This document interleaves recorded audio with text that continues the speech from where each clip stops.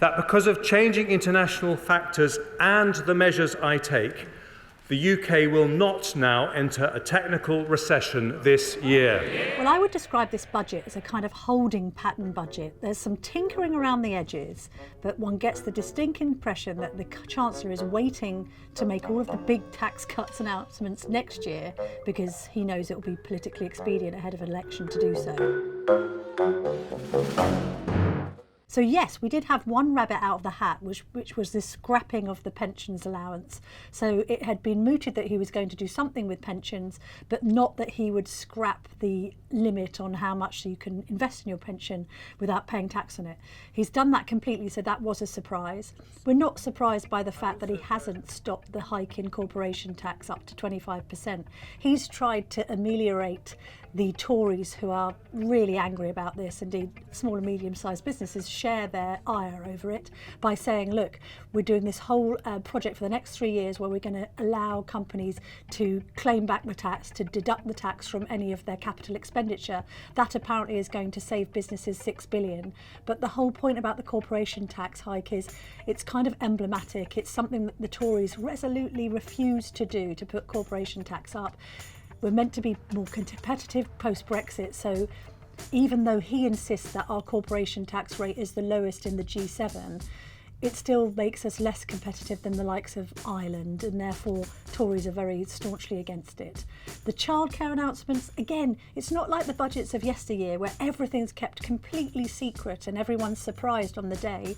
Most of this had been leaked in advance. So we'll increase the funding paid to nurseries providing free childcare under the hours offer by £204 million from this September, rising to £288 million next year. That's an average of a 30% increase in the 2-year-old rate this year, just as the sector has requested. So we knew about childcare being extended to 1- and 2-year-olds as opposed to older children.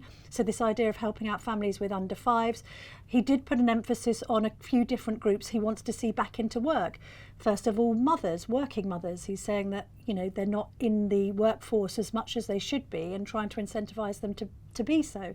He's also talking about those returnerships, and that's apprenticeships for over 50s in a bid to get them back into the workforce.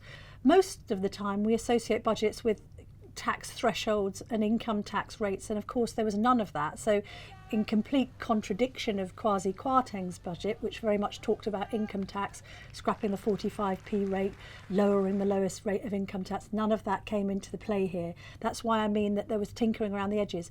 There were some interesting announcements, interesting on nuclear, for instance, suggesting that that should be regarded as environmentally friendly to encourage inward investment for new reactors. Freezing beer and fuel duty, that's going to be music to the ears, of course, of publicans and of motorists. He was coming under heavy pressure from the likes of Priti Patel and others in his party to not penalise motorists any more than they have already been. I have decided now is not the right time to uprate fuel duty with inflation or increase the duty. So here's what I'm going to do for a further 12 months. I'm going to maintain the 5p cut, and I'm going to freeze fuel duty too. That saves the average driver £100 next year and around £200 since the 5p cut was introduced. Extending that energy cap freeze for a further 3 months to help people with their bills will be welcome.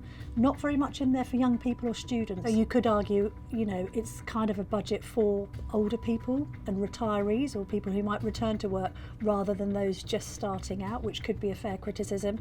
On defence, now this will be very popular with the backbenchers because there's been mounting concern over whether Britain is adequately defended in light of the threat from China and Russia. I confirm that we will add a total of £11 billion to our defence budget over the next 5 years, and it will be nearly 2.25% of GDP by 2025. We were the first large European country to commit to 2% of GDP for defence, and we will now raise that to 2.5% as soon as fiscal and economic circumstances allow. We know that the Defence Secretary Ben Wallace had wanted that £11 billion. That's going to be paid out over the course of future years. He's also given £30 million to veterans' causes. That was suggested by Johnny Mercer, who kind of got into an argument with the Defence Secretary about budgetary funding in general, but that means that he's ticked the defence box. very relevant in light of everything that's going on in Ukraine, of course. We will deliver 12 new investment zones, 12 potential Canary Wharfs. Also quite interesting policies when it comes to those 12 investment zones. He's saying he wants to see 12 Canary Wharfs. That's a scaled down version of Liz Truss's plans, and so will probably seem quite wet by comparison. The other thing that Hunt will be pleased with is the general economic picture. There are a load of Tories who say that the Office of Budget Responsibility hasn't got a forecast right in its life. They might like to be reliant on two of the forecasts they've given today. The OBR report today that inflation in the UK will fall from 10.7% in the final quarter of last year to 2.9% by the end of 2023. That is more than halving inflation.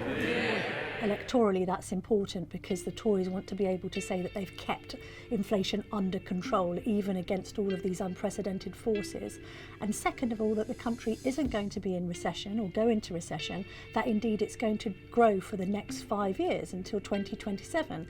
Again, if the Conservative Party want to regain their reputation for fiscal competence, they'll want to say that even the very gloomy OBR is quite positive about our finances and future economic fortunes. And of course, they'll use that as a stick with which to beat Labour, who claim that they're the party that can be trusted on the economy.